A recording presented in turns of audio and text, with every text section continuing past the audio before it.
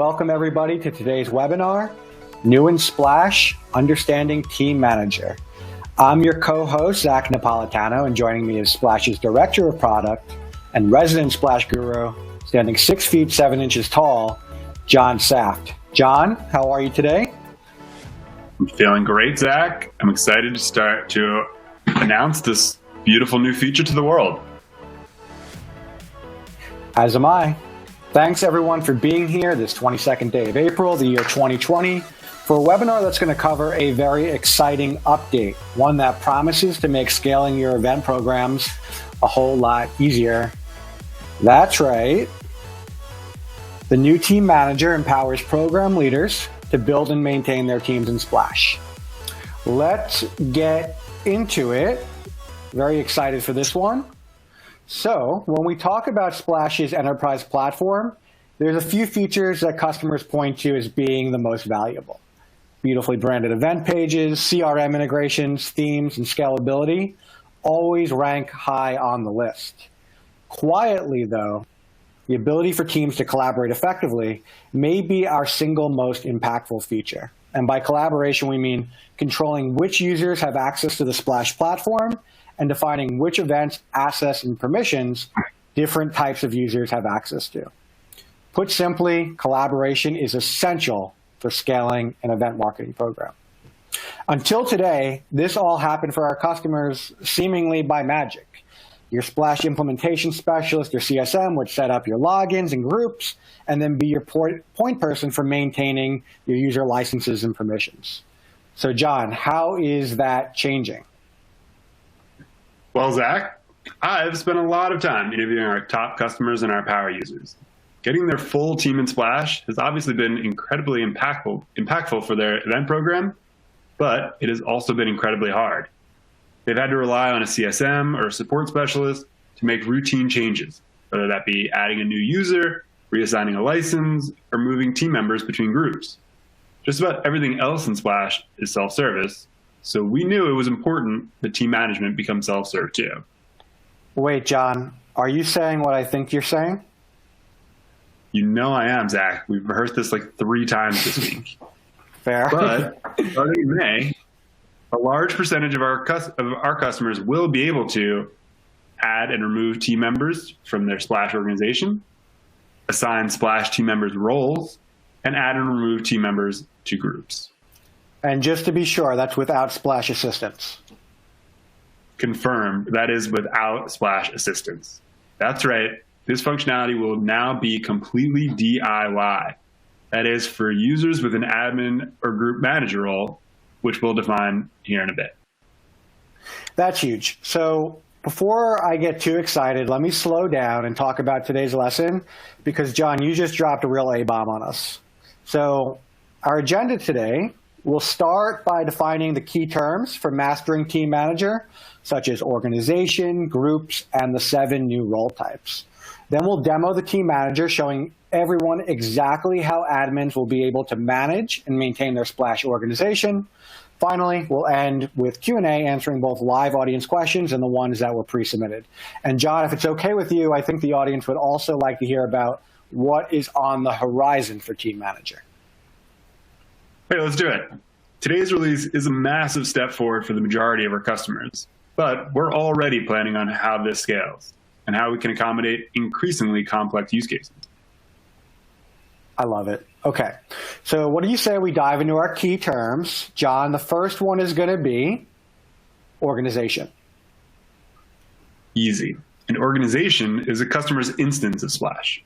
When your Splash login is added to your team's organization, it gives you access to Enterprise Splash and the ability to collaborate with others on your team. Yeah, what's new about this is an organization Splash admin will now be able to control which users should belong to the org and which ones shouldn't. This was previously maintained by Splash. As John mentioned earlier, no more. You, the customers, get to determine who your active team members are and who aren't. Okay, next one, a group. Okay, so a group is a segment of users within your organization that all have access to the same events. It's a simple rule everyone in a group has access to each other's events. Got it. So groups control event access. So let me try to think through an example of where this would be useful. Maybe creating different groups within your organization for, say, different regions. So like the APAC team only sees their events, but they don't see the North American team. Do I have that right? Yeah, that's a classic example.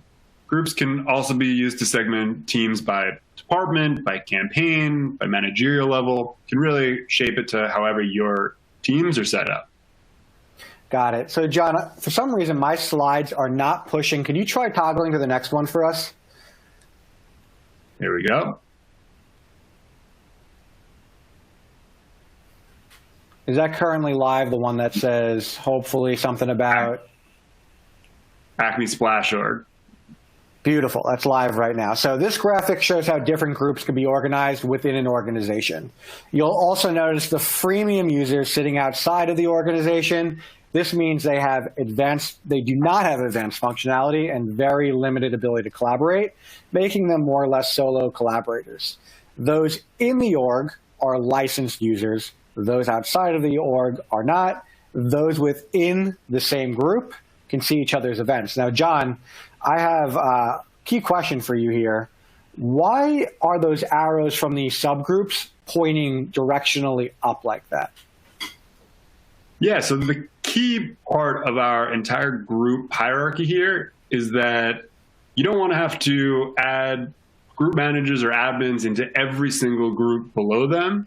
So we've created this tree structure here, this hierarchy, so that if you are in the program leaders group here, for example, you automatically get access to all events created by users in the groups below you. Got it. Okay. I think that's a really good transition for our next important term. It's going to be among the most important things we cover today, which are roles. So John, if you could hit the next slide and also tell us what a role is. Cool. So yeah, a role is really the headline of today's presentation. And a role defines a user's capabilities in Splash. It is a grouping of permissions that grants access to different features within the platform. Got it.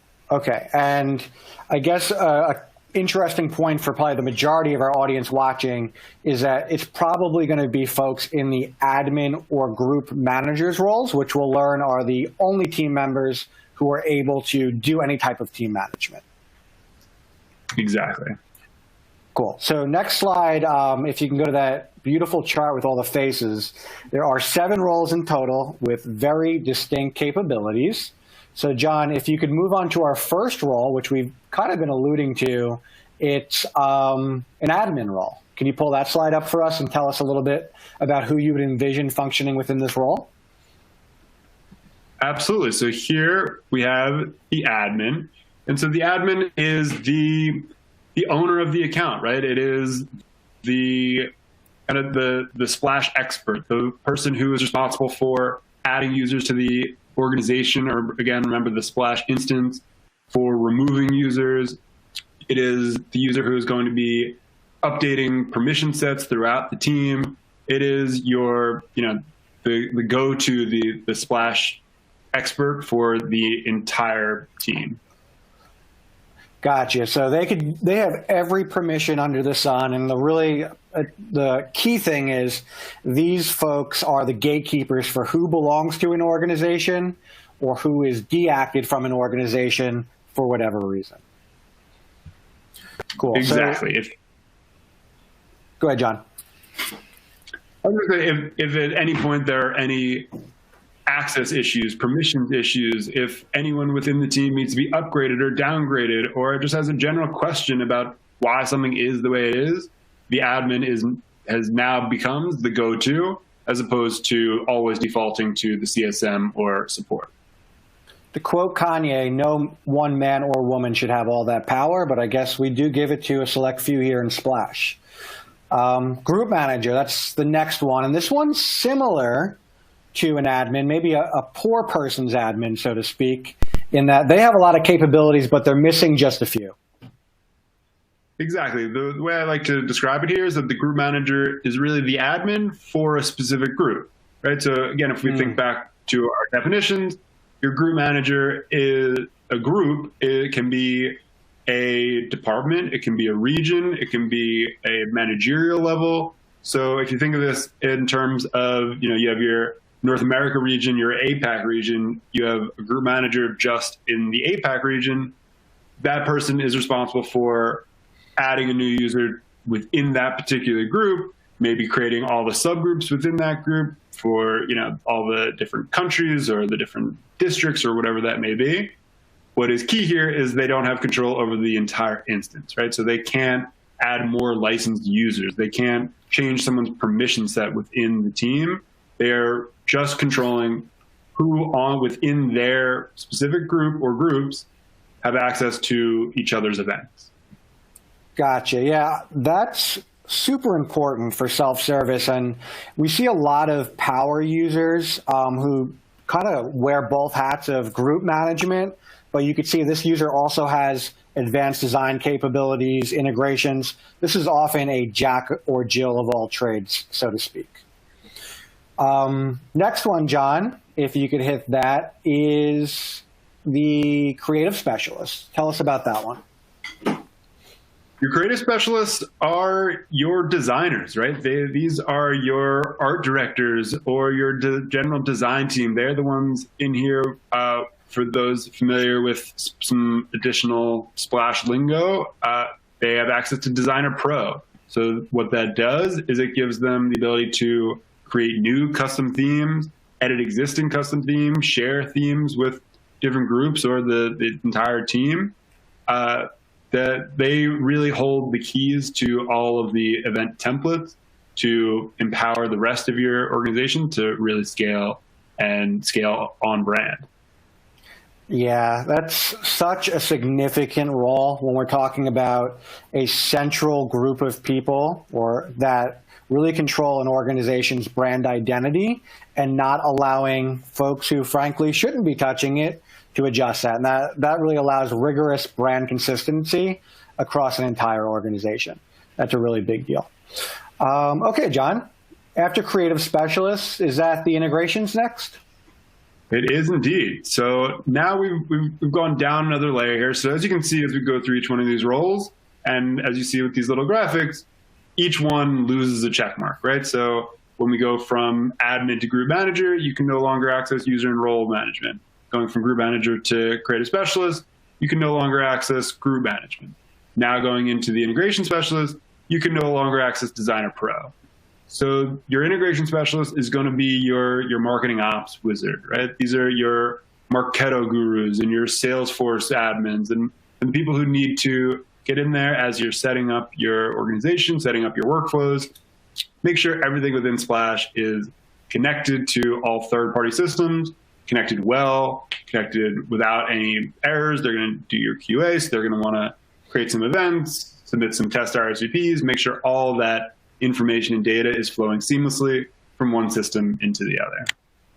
Now, John, we do have a question from the audience about this one, so let me give it to you. This person asked, why does an integration specialist have the ability to create events? Why do we feel that was important? We do feel that an integration specialist needs full access across all of the kind of key event functions to be able to test, right? So for a Salesforce integration, for example, when you create an event in Splash, that will automatically create a new campaign in Salesforce. As someone setting up that Salesforce integration and making sure all of the necessary information is being passed and all the connections are being passed through correctly, I need to be able to create an event and test and look in Splash and see that the event was created, and then go over into my Salesforce instance and see that the corresponding campaign was created with the correct naming structure, when I submit an RSVP, that campaign member is passed through. So we don't typically expect integration specialists to be in there, scaling your organization and creating hundreds of events and executing on a lot of those programs, but they do need access at the fundamental level to make sure everything is set up correctly. Yeah, well said, John. As someone who's configured a couple integrations, I will say the testing process is probably just as important as the actual configuration. So that makes sense.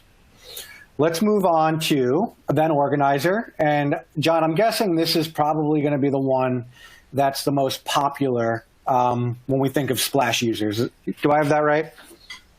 For sure. I was actually just in a different conversation with one of our most scaled organizations, a team with roughly 1,300 users here in Splash, and looking through their team, they actually had 20 of those admins and group managers and 1,280 event organizers, right? So these are your actual executors on the ground who are creating events, sending emails, adding form questions, adding guests, checking in guests.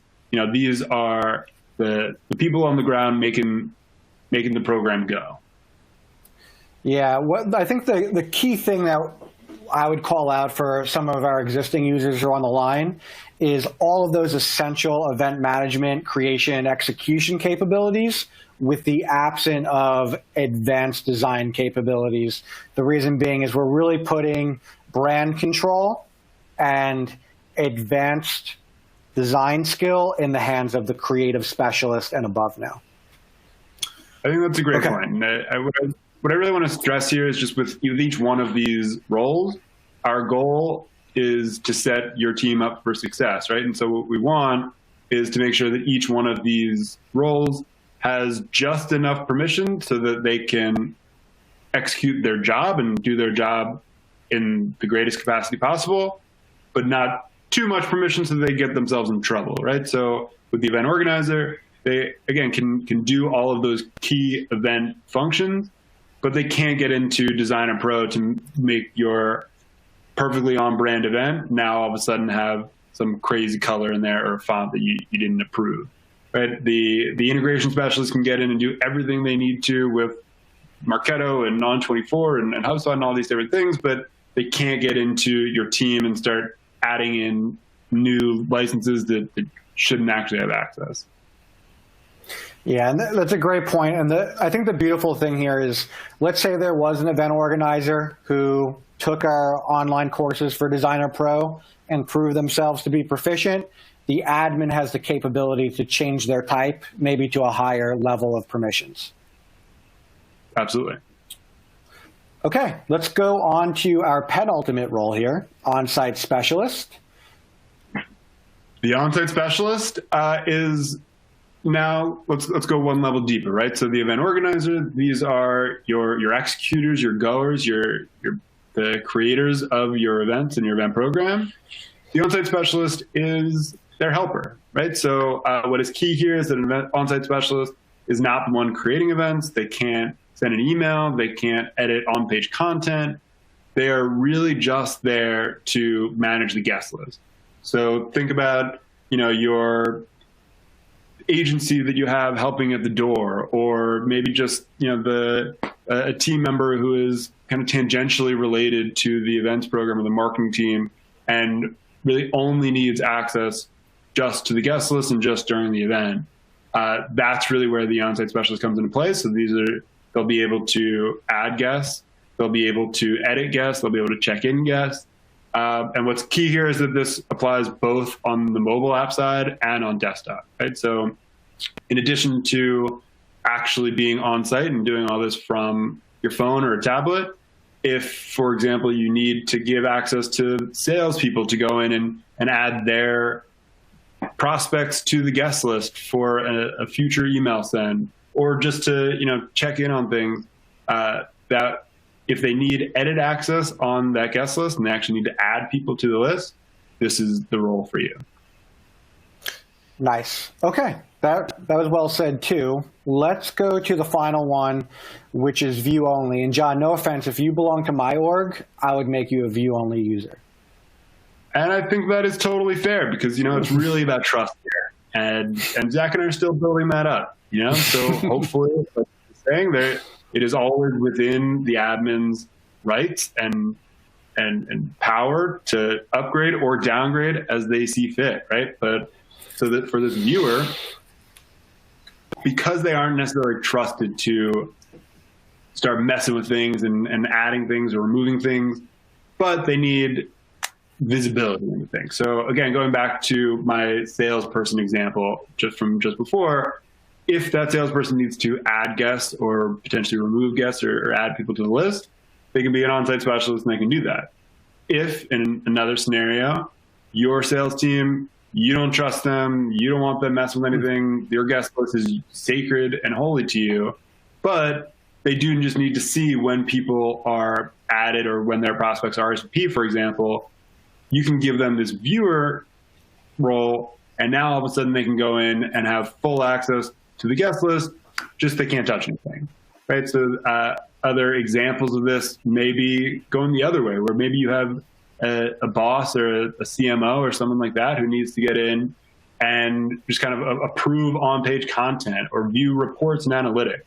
But again, they haven't done all the web, they haven't done all the trainings, they really, not only do they not know how to use Splash to the full extent, they don't need to, right? All they need to do is see it and kind of check the box. This is the role for them, where you can be fully confident they can get in, see everything they need to see, but also not mess anything up. Yeah, and something I appreciate, John, is this is a big upgrade over the previous solution, which was to add partners and folks as a collaborator in Splash, which would only give that person access to a single event, but they would still be able to do some basic editing, which this new role does not allow. Exactly. Okay, last slide before we get into our demo is the importance of email notifications. And behind the scenes, not only does the admin have the ability to change roles and groups for people, but that those actions will also notify people. So when a new person is added to an organization, they're notified and they could join the org. When somebody's role has changed, they'll get a notification letting them know of their new permissions and their new role. When somebody is deactivated, that the person for whom their data and events are going to be transferred to is going to be notified that they're inheriting that information. So this is super important, just so everybody is aware of exactly what their function is going to be and how their team is functioning. Okay. Thanks, Zach. We have a question from the field here from Nicole at Under Armour, and so thank you for that. And it's a great question. So just for the group here, the question is, will we be required to go into our account and actively assign all of these new user roles? Or is it possible to keep account roles as they are, make adjustments as needed, and apply this process to new user adds? So what I want to stress here is that as we move into this new user role system, we are not only not expecting, it would be terrible for us if we required you to go in and even for a 5-person organization, manually go in and say that Zach is an admin and John is a viewer and Rachel is a creative specialist. Now imagine that for a 1,000-person org or a 5,000-person team. So what we are doing is we have created a mapping system where, based on your existing permissions and group structure, are automatically assigning one of these 7 roles based on all these rules and permission sets that we have explained here today.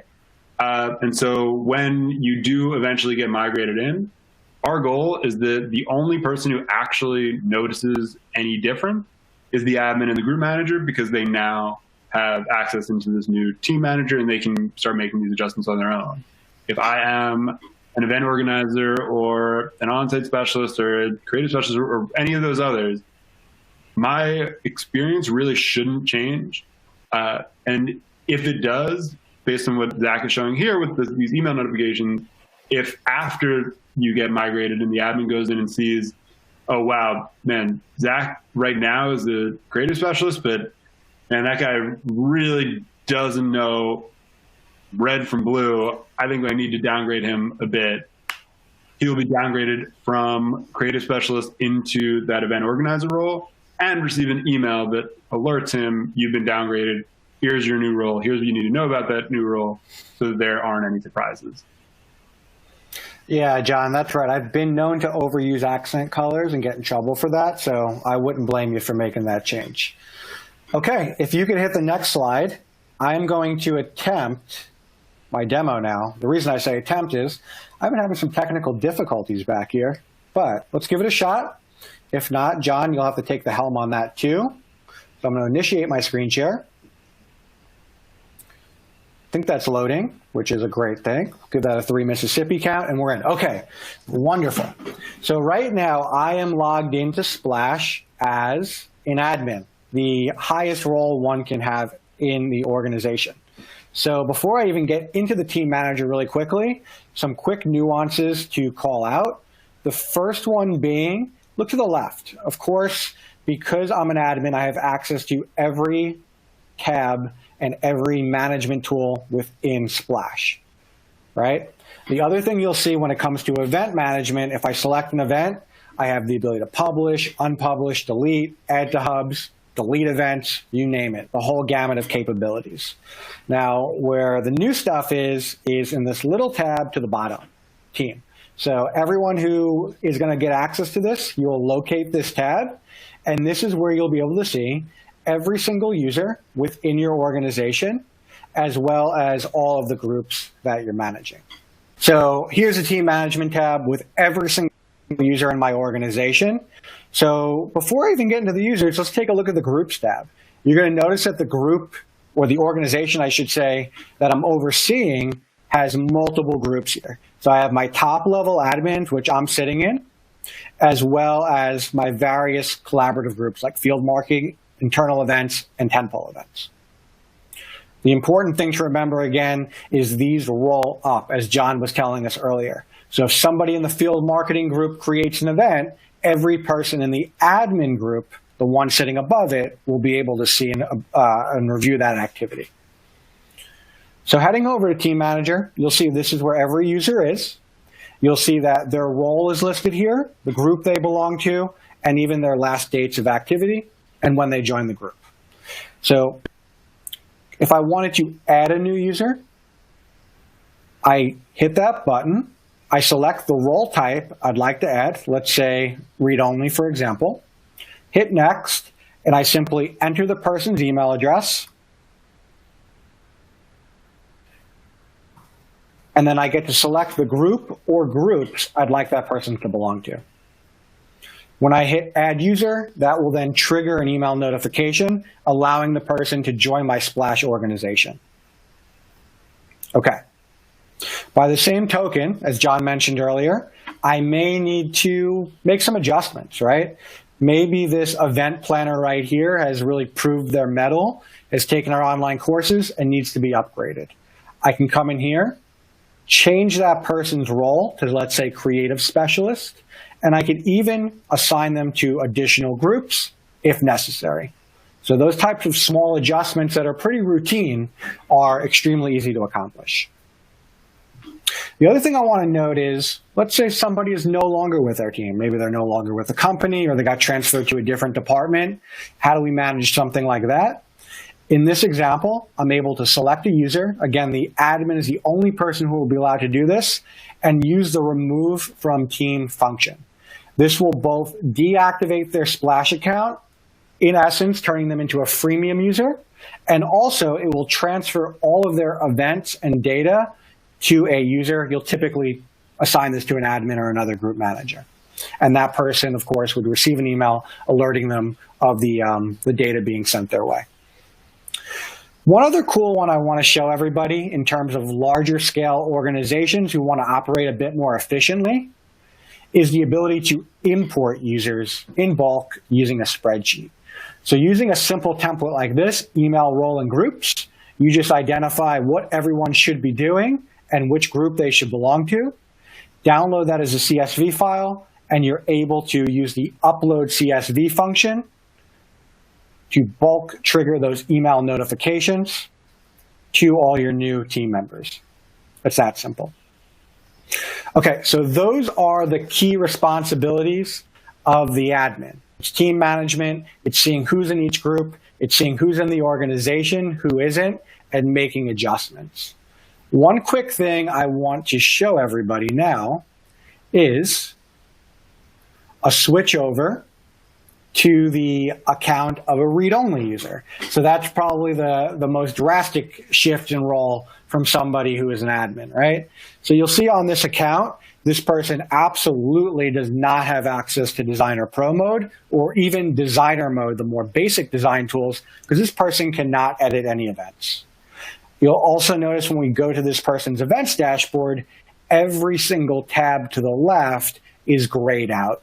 They can't touch integrations, they can't touch themes, they can't go into events to actually edit them in any way. They are restricted from all those key responsibilities. The only thing this person would be able to do is click into an event and view the guest list.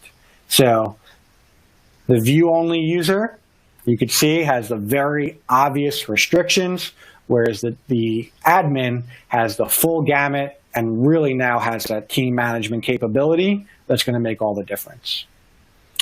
Okay, I will stop sharing my screen. And John, we had a bunch of questions submitted in advance on the RSVP form about Team Manager. What do you say we get into some of those? I say let's do it. So first up on the Ask Us Anything, and again, remember, as we go through these, if anything else pops into your head or comes up, remember that Q&A widget down at the bottom. We are also accepting more questions as we go. But some questions that came up ahead of time. The first from Angel or Angel, depending on the acento here. Have you thought about letting admins create custom roles? And so I will bring it back to kind of our opening monologue there, where we talked about advancing this for some of our more scaled or complex teams here at Splash. So right now, as we walk through, we have these 7 kind of default roles that we have determined here at Splash as industry best practices and to really set you up for success. But of course, we know that there are nuances and specialties to each different program, and sometimes you don't exactly fit into what we have prescribed here. So what we are now working on as we move ahead into the second and third phases of this new rollout are these custom roles. And so what you will be able to do, so for example, like we said, the event organizer is able to perform all functions within an event. They can create events, they can edit the event, they can send emails, they can edit the form, they can view guests and edit guests and so on and so forth. But we know that there are, in this day and age, a lot of GDPR and data concerns, right? And so let's say your event organizers shouldn't have access to guest email address and shouldn't be able to edit the form. You have your specific terms and conditions on that form, and no one on your team, aside from the admin maybe, should be allowed to edit that. Once we get into custom roles, you would be able to go in, modify that event organizer role, the permissions associated with it, and kind of downgrade all of your event organizers across the board to no longer have edit access within the form and no longer have view access specifically on guest email addresses. Got it. John, we actually had a live question come in, and that question was, I don't see the team tab to the left in my toolbar. When can I see it? I want to start managing stuff. Well, I love the eagerness and the anticipation here. Unfortunately, we are still about 2 weeks away. So like I said, we are starting this rollout in May. So throughout the month of May, we will be getting more and more teams onto the functionality. What is also key to note here, and especially for some of our larger, more complex organizations, and some of the teams we have here viewing today, I'm looking here at some attendees from Facebook and Under Armour, where you have really large and sometimes nuanced permission sets for your users.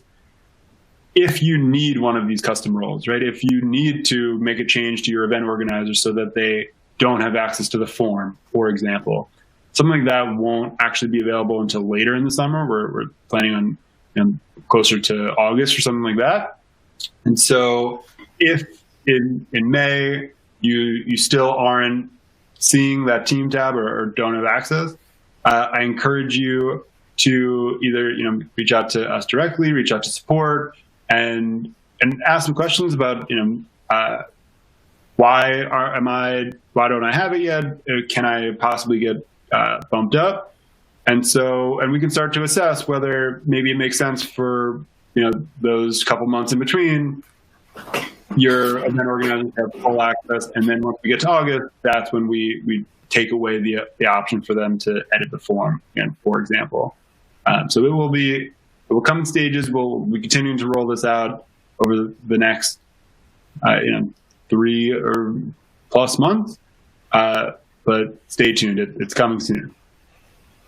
Thanks, John. And we just got another live one, and it's a really good question. Should have a simple answer.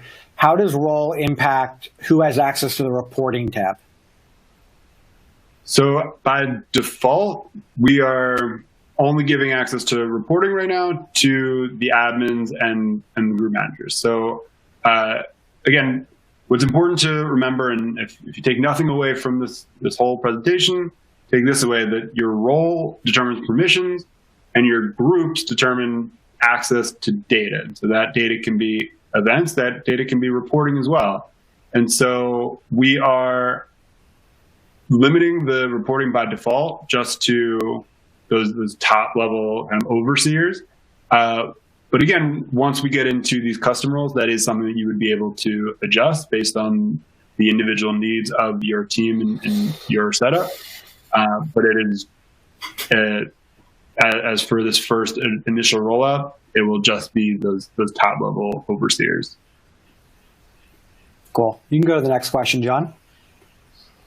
All right. So from Bennett, coming here to us live from the UK, our Splash admin is able to create and organize groups. And I think that on Zach's demo, he walked through that, yes, absolutely.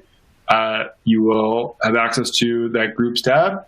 But I will take one step further and just let you know, as part of this sneak peek and preview into what's coming, that entire interface is also getting a revamp and just a usability lift. So right now, when Zach was showing it, it almost hurt a little to see this beautiful, clean, updated design over here on users with all of our most up-to-date and newest design conventions. And then you go over into the groups and it's still that kind of old, clunky, sometimes confusing interface that you see today. And so we haven't forgotten about it. We aren't leaving it behind. It will also get the love and care that it deserves. Love it. Cool. All right. Well, we're going to keep on rolling here and talk to Morgan from right here in the USA. As my team's admin, I want to see every event created in all groups within my Splash org. Do I need to belong to every group, or is top-down visibility automatic? I think we have covered this already, so I hope Morgan got his or her answer. But just to reiterate, going back to that slide before with the arrows pointing up, their top-down visibility is automatic, right? So if you are in that top-level group, you will automatically always see all events created by any user in a group in parallel, so in that same group or in any group below you. Cool. Now let's go to Tiffany, who is concerned about security. Security is very important for my company. Can I remove users from my Splash team? I think Zach showed in the demo that you absolutely can. And when you do, it is mandatory to choose another user on your team to transfer all the data to. What we don't want is to downgrade or remove a user from your team, but keep the data with that user. So they still have access to your team's contacts or your team's themes or your team's events or any of those things, right? So what is important here is when you remove a user from your organization, your team, your instance, you are inherently removing them as well from all groups, so they no longer have access to any event they used to through group collaboration, and you are transferring any event or contact that they own to someone else in your organization, so your team doesn't lose any of that data. All your numbers should still remain the same at the top level reporting level, but that specific user who now either left your company entirely or maybe moved on to a new team or got promoted or whatever that may be, that account no longer has access. And lastly, have you thought about how this would work with SSO? And yes, absolutely we have. And so for most of our users or teams that are currently using SSO, the way that it works is we typically will, so right now, as it works today, permissions are determined by groups, right? And so with an SSO, when you log in or create a new account, you're automatically put into a fallback group, and then someone on the administrative side or in Splash, more often than not, will look in that group and move the user into whatever group they should actually be in.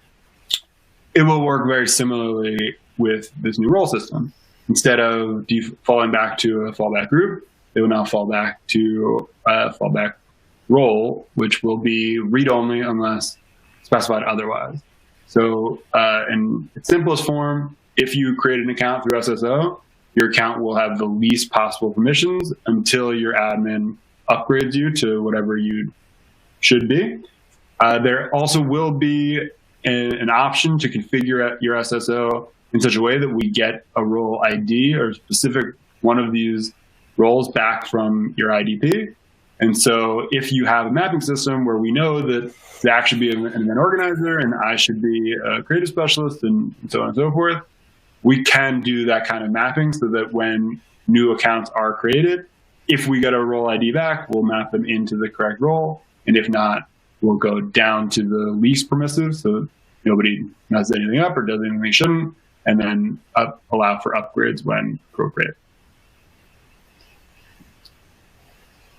We have a couple more here. Dennis from also the United States is appreciative for previewing this at last month's Rocky Mountain Splug.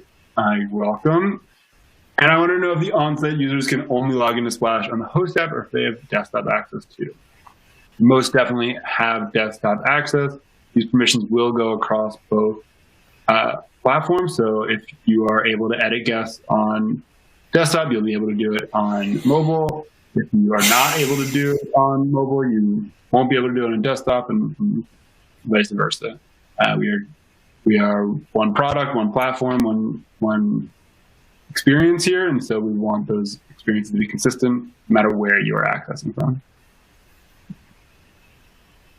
Okay, and Priya wants to know about bulk uploading. Can we upload users in bulk with a spreadsheet? Ideally, I would set their group and role, then trigger an invitation for them to join, which, as Zach showed in the demo, that is most definitely possible and hopefully relatively easy for you.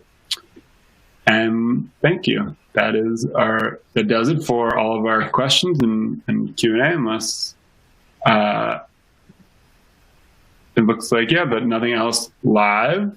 And so I think that does it for today's webinar. That's kind of it, right, John? That's kind of it. Okay, everyone, that'll do it for today. If you have any questions about Team Manager, check out the resources to your right, my left, or contact our support team. For more programming like what you saw today, visit us at splashthat.com/webinars. Life is a series of hellos and goodbyes. I'm afraid for now this is goodbye. On behalf of John Saft, this is Zach Napolitano saying mahalo.